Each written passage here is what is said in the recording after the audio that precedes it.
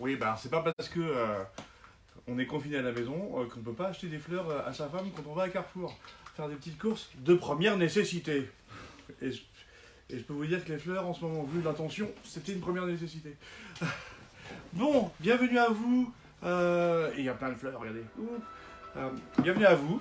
On est chez moi. On va couper Fortnite pour faire pas pour faire croire que je joue pas, hein, quand même.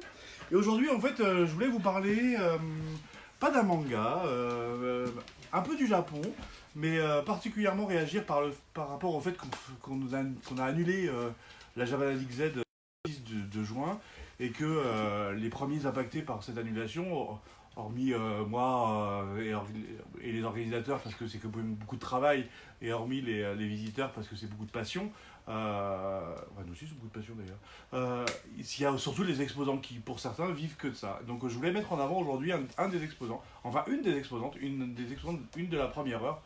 Ça fait des années et des années que je la connais, je suis même allé au Japon avec elle il y a quelques temps. Et d'ailleurs, de ce voyage au Japon, elle est revenue avec 7 ouvrages. Non, pas 7 ouvrages, 7 ouvrages là.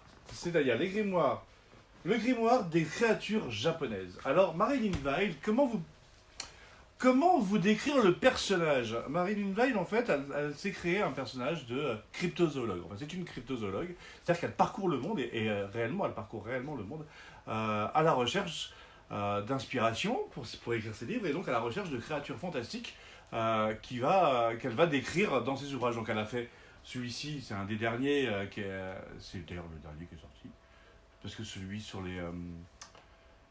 il y en a un autre qui est sorti entre-temps. Il y a un plus petit, je crois, qui est sorti. En tout cas, elle en prépare un sur les cerfs aussi et les créatures de la forêt.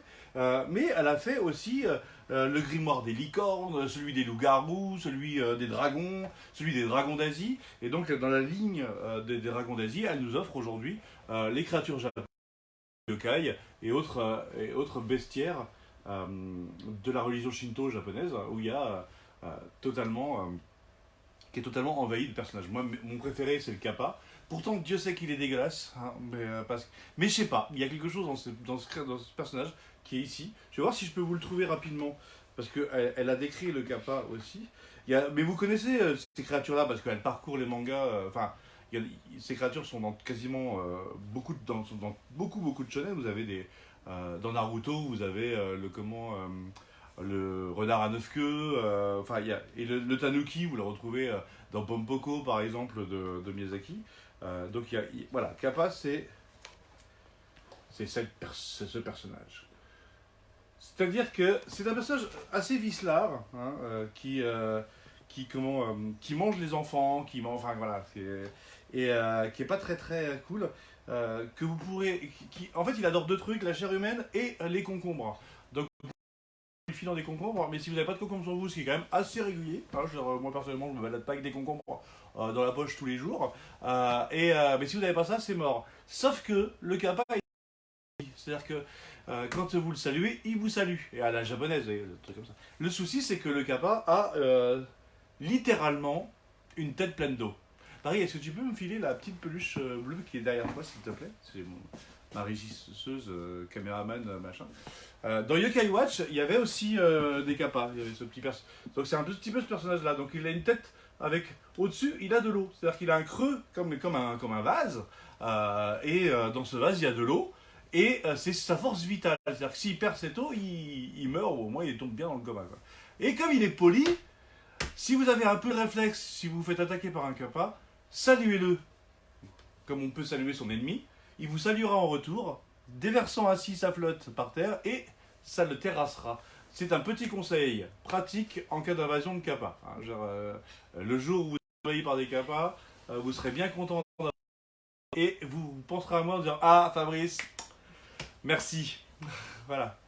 C'était un petit peu ce que je voulais dire. Marilyn fait partie donc de ces créateurs qui sont très très impactés par l'annulation des différents salons, parce que nous on a annulé le nôtre, mais il y a quand même, je veux pas faire peur aux gens, hein, mais il y a quand même beaucoup de chances pour que Japan Expo fasse partie des salons annulés aussi. Et donc je vous enjoins de la soutenir. Vous pouvez acheter ses livres sur notre site internet, librairielecamprier.fr, ou sur le site carrément de Marilyn Weil. W-E-Y-E-L, donc Marilyn avec M-A-R-Y. Vous débrouillez pour trouver son nom.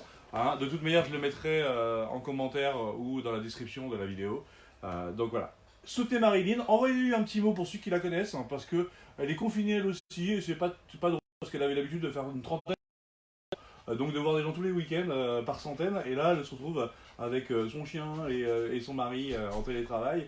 Bon, alors l'avantage c'est qu'elle bosse plus et qu'elle fait plein de dessins, et qu'avec un peu de chance, plein de trucs. Voilà, je vous laisse tranquille pour aujourd'hui. Marilyn Weil, le grimoire de littérature japonaise. Dites-lui d'en faire un 2 parce que c'est une tuerie, c'est une de ses plus belles réussites, même si j'aime beaucoup aussi celui sur les loups-garous, qui est son premier. Et elle, alors juste pour le dossier, elle avait fait aussi au tout début des livres cochons pour enfants.